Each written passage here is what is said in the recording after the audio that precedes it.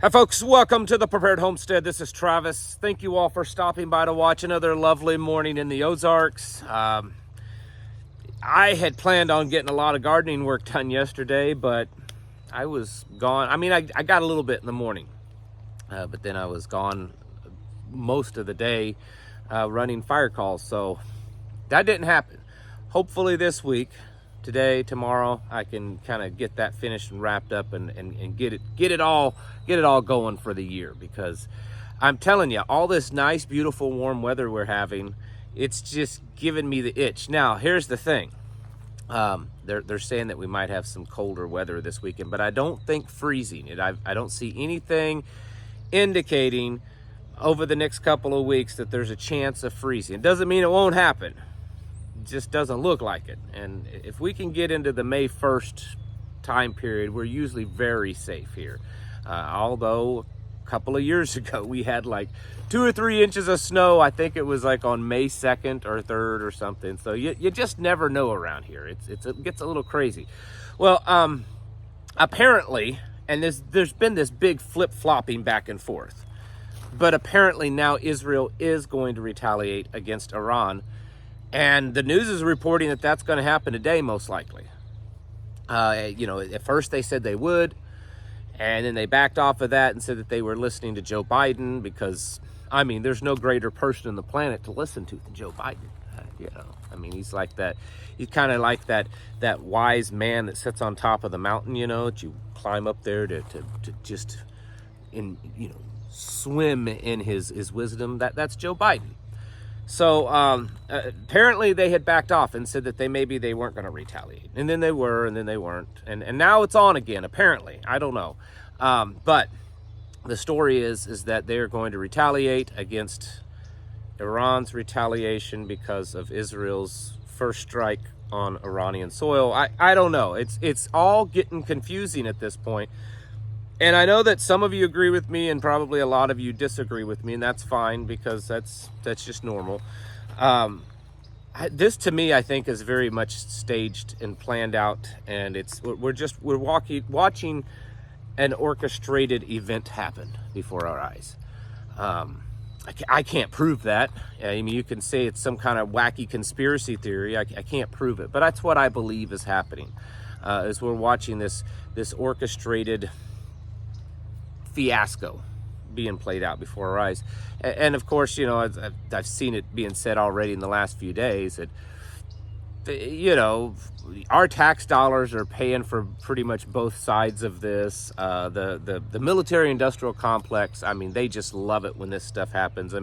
Just the other night, in defending Israel against Iran's attack, it cost like almost $1.5 billion. So there's definitely money to be made, but I think it's also opening the doorway for further conflict.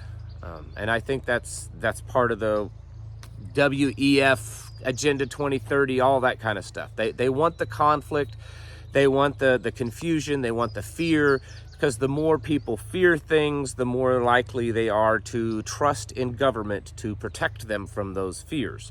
And so they've got to create a lot of chaos and confusion. There's a whole lot of other stuff deeper than what I'm talking about, but really, in the end, that's it.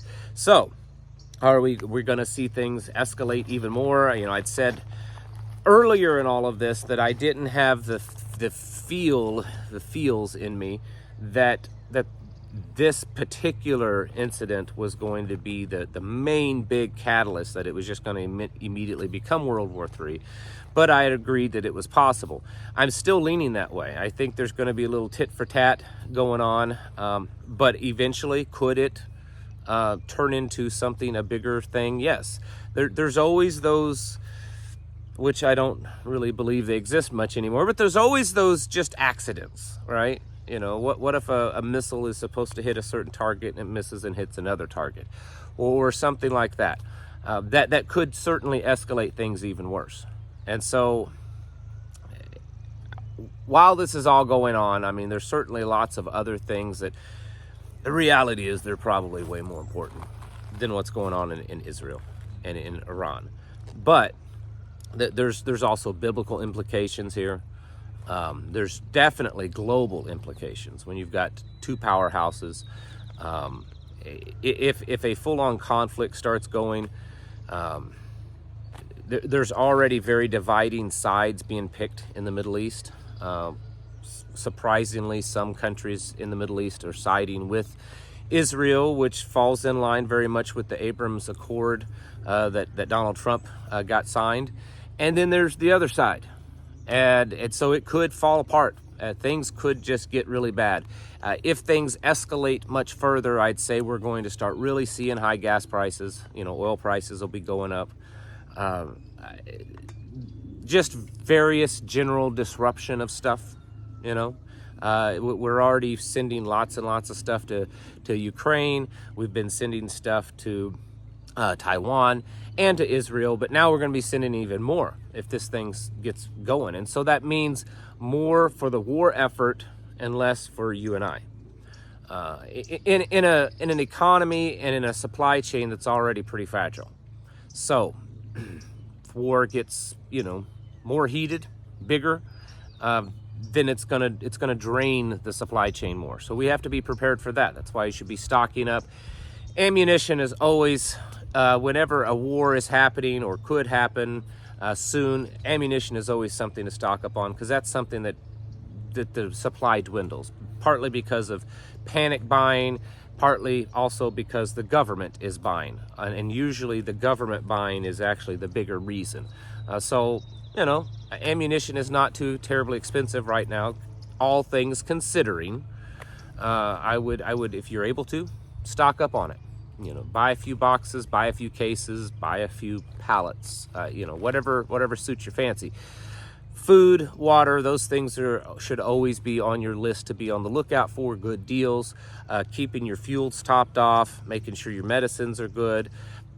But, I know that doesn't necessarily directly relate to the Middle East, but if things get heated up, Iran has so many terrorist proxies that exist in the United States that, and they've already been making threats against the United States for our involvement already with Israel. And so if things really get kicked off, it's very, very possible that we could see some of these proxies in the United States start doing terroristic acts. And even the FBI has already been talking about that. So we need to be prepared for that. That's going to be the first thing, more than likely, that could affect us directly is bad actors here in the United States. And who knows how many there are. We're letting 10,000 plus people a day come across our border unchecked.